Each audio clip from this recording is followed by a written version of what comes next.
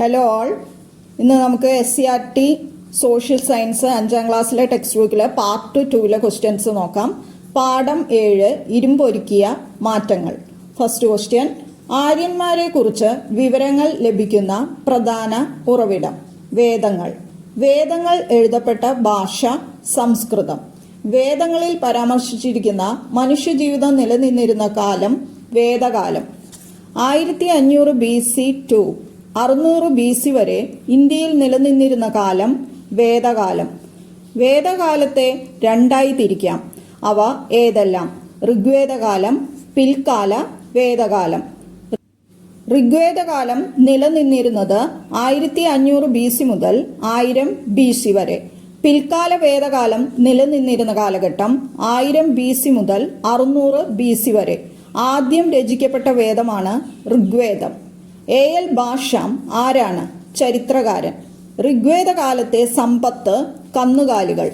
ഋഗ്വേദകാലത്തെ പ്രധാന തൊഴിൽ കന്നുകാലി വളർത്തൽ, കൃഷി. ഋഗ്വേദകാലത്തെ പ്രധാന കാർഷിക വിള ബാർലി. കാലികളെ മേച്ചു നടന്ന ആര്യന്മാരുടെ കൂട്ടം അറിയപ്പെട്ടത് ഗോത്രം. ഗോത്രത്തിന്റെ തലവൻ രാജാവ്. ആര്യന്മാർ ആയുധങ്ങൾ നിർമ്മിക്കാനായി ഋഗ്വേദകാലത്ത് ഉപയോഗിച്ചിരുന്നത് ചെമ്പ്, വെങ്കലം. ഋഗ്വേദകാലത്ത് ആരാധിച്ചിരുന്ന ദേവന്മാർ ഇന്ദ്രൻ, വരുണൻ, അഗ്നി. ഋഗ്വേദകാലത്ത് ആരാധിച്ചിരുന്ന ദേവതമാർ അതിഥി, ഉഷസ്. ആര്യന്മാർ ഋഗ്വേദകാലത്ത് ഉപയോഗിച്ചിരുന്ന മൺപാത്രങ്ങളുടെ നിറം ചാരം.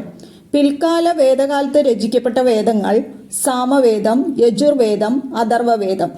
പിൽക്കാല വേദ കാലഘട്ടത്തിൽ ആര്യന്മാർ എത്തിച്ചേർന്നത് എവിടേക്ക്?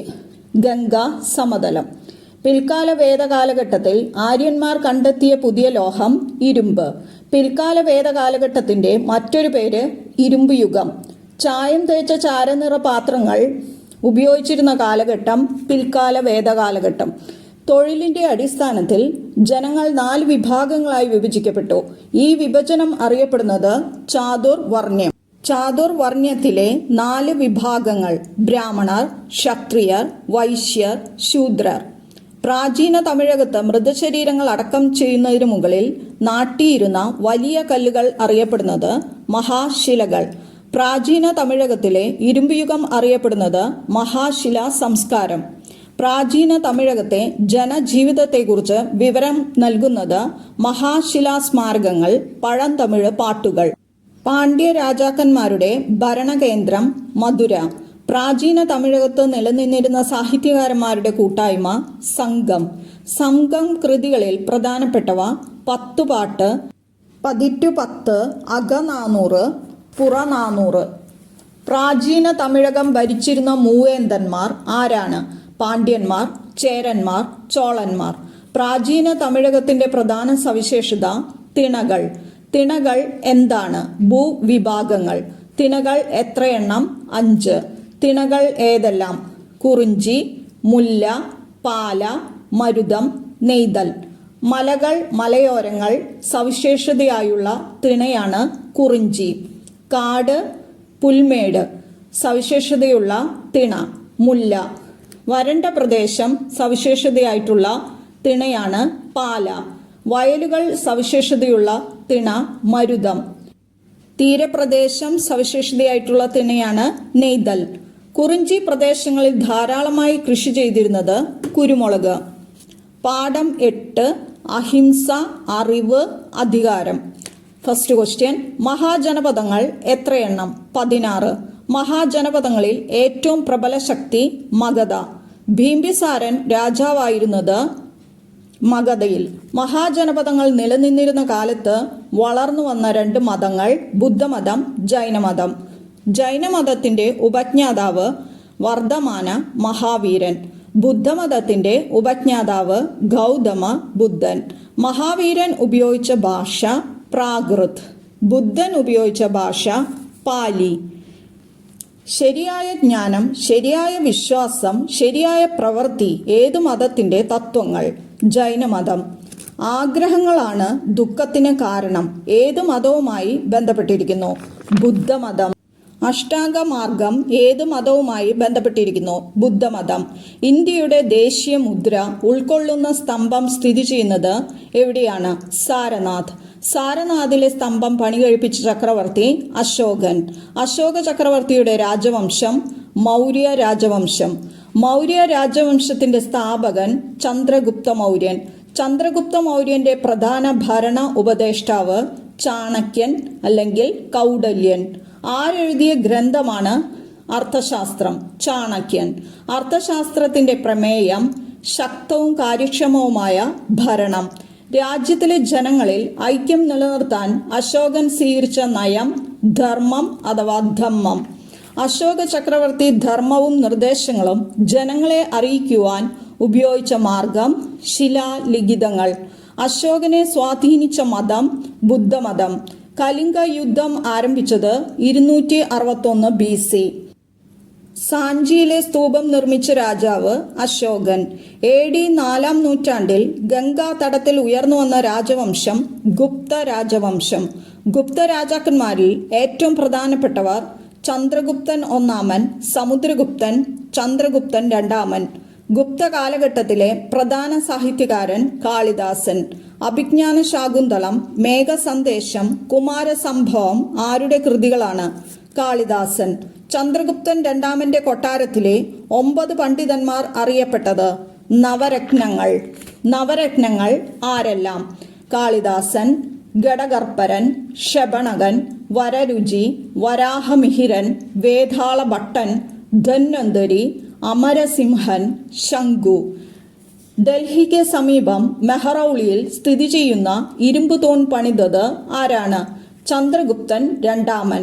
ഗുപ്തകാലത്തെ പ്രധാന ശാസ്ത്രജ്ഞർ വരാഹമിഹിരൻ, ബ്രഹ്മഗുപ്തൻ, ഭാസ്കരാചാര്യർ, ആര്യഭട്ടൻ.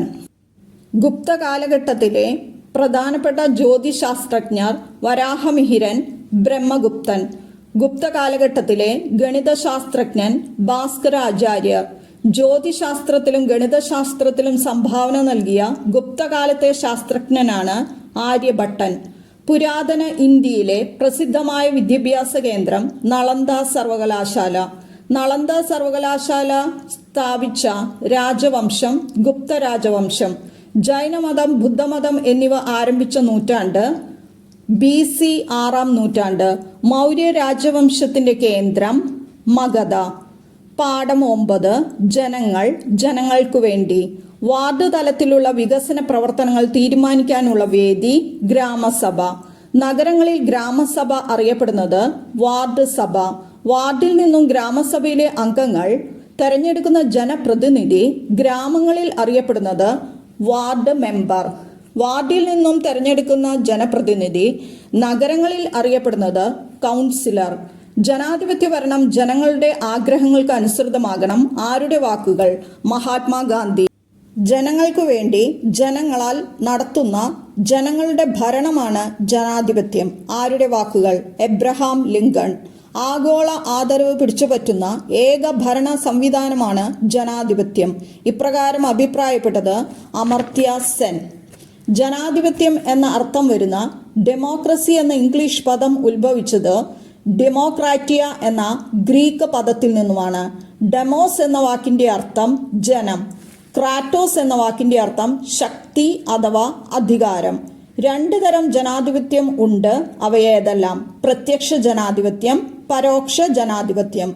ജനങ്ങൾ നേരിട്ട് തീരുമാനങ്ങൾ എടുക്കുന്ന ജനാധിപത്യ രീതി പ്രത്യക്ഷ ജനാധിപത്യം. ജനങ്ങൾ തെരഞ്ഞെടുക്കുന്ന പ്രതിനിധികൾ തീരുമാനങ്ങൾ എടുക്കുന്ന ജനാധിപത്യ രീതിയാണ് പരോക്ഷ ജനാധിപത്യം. ഇന്ത്യയിൽ വോട്ട് ചെയ്യാനുള്ള കുറഞ്ഞ പ്രായം 18 വയസ്സ്. തെരഞ്ഞെടുപ്പിന്റെ ഘട്ടങ്ങൾ എത്ര? 6 ഘട്ടങ്ങൾ. തെരഞ്ഞെടുപ്പിന്റെ 6 ഘട്ടങ്ങൾ ഏതെല്ലാം? 1. തെരഞ്ഞെടുപ്പ് വിജ്ഞാപനം പുറപ്പെടുവിക്കൽ. 2. നാമനിർദ്ദേശ പത്രിക സമർപ്പിക്കൽ. 3. നാമനിർദ്ദേശ പത്രികകളുടെ സൂക്ഷ്മ പരിശോധന. 4. നാമനിർദ്ദേശ പത്രിക പിൻവലിക്കൽ. 5. വോട്ടെടുപ്പ്. 6. വോട്ടെണ്ണലും ഫലപ്രഖ്യാപനവും. ജനാധിപത്യത്തിന്റെ നിലനിൽപ്പിനാവശ്യമായ ഘടകങ്ങൾ: നിയമവാഴ്ച, അവകാശങ്ങൾ, സാമൂഹിക സാമ്പത്തിക നീതി, മാധ്യമങ്ങൾ. പാഠം 10. കേരളക്കരയിൽ. കേരളത്തിൽ എത്ര ജില്ലകളുണ്ട്? 14. കേരളത്തിന്റെ അയൽ സംസ്ഥാനങ്ങൾ: തമിഴ്നാട്, കർണാടക. ഏറ്റവും ചെറിയ ജില്ല ആലപ്പുഴ. കടൽ തീരമില്ലാത്ത കേരളത്തിലെ ജില്ലകൾ 5. കടൽ തീരമുള്ള കേരളത്തിലെ ജില്ലകൾ 9. കടൽ തീരമില്ലാത്ത ജില്ലകൾ ഏതൊക്കെയാണ്? വയനാട്, പാലക്കാട്, കോട്ടയം, ഇടുക്കി, പത്തനംതിട്ട. കേരളത്തിന്റെ ഭൂപ്രകൃതി വിഭാഗങ്ങൾ 3. മലനാട്, ഇടനാട്, തീരദേശ പ്രദേശം. സമുദ്രനിരപ്പിൽ നിന്നും ഏകദേശം 75 മീറ്ററിലധികം ഉയരമുള്ള പ്രദേശമാണ് മലനാട്. സമുദ്രനിരപ്പിൽ നിന്നും 75 മീറ്ററിനും 7.5 മീറ്ററിനും ഇടയിലുള്ള ഭൂപ്രദേശം അറിയപ്പെടുന്നത് ഇടനാട്. സമുദ്രനിരപ്പിൽ നിന്നും 7.5 മീറ്ററിന് താഴെ സ്ഥിതി ചെയ്യുന്ന ഭൂപ്രദേശമാണ് തീരദേശം. മലനാട് ഏതിന്റെ ഭാഗമാണ്? പശ്ചിമഘട്ടം. പശ്ചിമഘട്ടം വ്യാപിച്ചിരിക്കുന്നത് വടക്ക് ഗുജറാത്ത് മുതൽ തെക്ക് തമിഴ്നാട് വരെ. പശ്ചിമഘട്ടം കേരളത്തിൽ അറിയപ്പെടുന്ന മറ്റൊരു പേര് സഹ്യപർവ്വത നിര. സൈലന്റ് വാലി ഏത് ജില്ലയിലാണ്? പാലക്കാട്. സൈലന്റ് വാലി സ്ഥിതി ചെയ്യുന്ന താലൂക്ക് മണ്ണാർക്കാട്. സൈലന്റ് വാലി അഥവാ നിശബ്ദ താഴ്വര എന്ന പേരിന് ആധാരം ചീവീടുകൾ അപൂർവമായതിനാൽ. സിംഹവാലൻ കുരങ്ങുകൾ കാണപ്പെടുന്നത് സൈലന്റ് വാലി. വംശനാശ ഭീഷണി നേരിടുന്ന ഒരു ജീവിയാണ് സിംഹവാലൻ കുരങ്ങ്. പൊതുവെ മണൽ നിറഞ്ഞ ഭൂപ്രദേശം അറിയപ്പെടുന്നത് തീരപ്രദേശം. കേരളത്തിലെ കാലാവസ്ഥ മിതമായ കാലാവസ്ഥ. ടെക്സ്റ്റ് ബുക്കിൽ അങ്ങനെ കൊടുത്തിരിക്കുന്നത് ഉഷ്ണമേഖലാ കാലാവസ്ഥ എന്നാണ് ശരിയായ ഉത്തരം. 2017 LP അസിസ്റ്റന്റ് പ്രീവിയസ് ക്വസ്റ്റ്യൻ ആണത്. കേരളത്തിൽ ഏറ്റവും കൂടുതൽ മഴ ലഭിക്കുന്നത് തെക്ക് പടിഞ്ഞാറൻ മൺസൂൺ കാലത്ത്. തെക്ക് പടിഞ്ഞാറൻ മൺസൂൺ കാലം കേരളത്തിൽ അറിയപ്പെടുന്നത് ഇടവപ്പാതി അഥവാ കാലവർഷം. വടക്ക് കിഴക്കൻ മൺസൂൺ കാലം അറിയപ്പെടുന്നത് തുലാവർഷം. ഏതൊക്കെ മാസങ്ങളിലാണ് തുലാവർഷം? October, November. ഇടവപ്പാതി ആരംഭിക്കുന്ന മാസം ജൂൺ. കേരളത്തിലെ നദികളുടെ എണ്ണം 44. കേരളത്തിലെ നദികൾ ഉത്ഭവിക്കുന്നത് പശ്ചിമഘട്ടത്തിൽ നിന്നും. കേരളത്തിൽ കിഴക്കോട്ട് ഒഴുകുന്ന നദികൾ കബനി, ഭവാനി, പാമ്പാർ. കേരളത്തിലെ ഏറ്റവും നീളം കൂടിയ നദി പെരിയാർ. കേരളത്തിലെ നദികൾ ഉത്ഭവിക്കുന്ന ഭൂപ്രകൃതി വിഭാഗം മലനാട്. കൊടുങ്ങരപ്പള്ളം പുഴ ഒഴുകുന്നത് അട്ടപ്പാടി. കൊടുങ്ങരപ്പള്ളം പുഴ ഒഴുകിച്ചേരുന്നത് ഭവാനി പുഴയിൽ. കൊടുങ്ങരപ്പള്ളം പുഴയുടെ ഉത്ഭവം പെരുമാൾമുടി. കടലിനോട് ചേർന്ന് കിടക്കുന്ന വലിയ ജലാശയങ്ങളാണ് കായലുകൾ. കേരളത്തിലെ ഏറ്റവും വലിയ കായൽ വേമ്പനാട്ട് കായൽ. വേമ്പനാട്ട് കായൽ വ്യാപിച്ചു കിടക്കുന്ന ജില്ലകൾ ആലപ്പുഴ, കോട്ടയം, എറണാകുളം. കരയാൽ ചുറ്റപ്പെട്ട വലിയ ജലാശയങ്ങളാണ് തടാകങ്ങൾ. കേരളത്തിലെ ഏറ്റവും വലിയ ശുദ്ധജല തടാകം ശാസ്താംകോട്ട തടാകം. ശാസ്താംകോട്ട തടാകം സ്ഥിതി ചെയ്യുന്നത് ഏത് ജില്ലയിലാണ്? കൊല്ലം. കേരളത്തിന്റെ ദേശീയോത്സവം ഓണം. ചിങ്ങമാസത്തിലെ വിളവെടുപ്പുമായി ബന്ധപ്പെട്ട ഉത്സവമാണ് ഓണം. 10ാം ഉദയത്തിന് വിളയിറക്കുന്ന ഉത്സവം വിഷു. കേരളത്തിൽ റെയിൽപാതകൾ ഇല്ലാത്ത ജില്ലകൾ ഇടുക്കി, വയനാട്. ദേശീയപാതകൾ ഏറ്റവും കൂടുതലായി കടന്നുപോകുന്ന ഭൂപ്രകൃതി വിഭാഗം ഇടനാട്. നമ്മുടെ ഇന്ത്യ. പാഠം 11. First question. ഇന്ത്യയിലെ സംസ്ഥാനങ്ങളുടെ എണ്ണം 28. ആന്ധ്രാപ്രദേശ് സംസ്ഥാനം വിഭജിക്കപ്പെട്ടത് സീമാന്ധ്ര, തെലുങ്കാന എന്നീ 2 സംസ്ഥാനങ്ങളായി. സീമാന്ധ്ര, തെലുങ്കാന എന്നാണ് നിലവിൽ വന്നത് 2014 ജൂൺ. ഒരു സംസ്ഥാനത്തിന്റെ ഭരണകേന്ദ്രം അറിയപ്പെടുന്നത് തലസ്ഥാനം.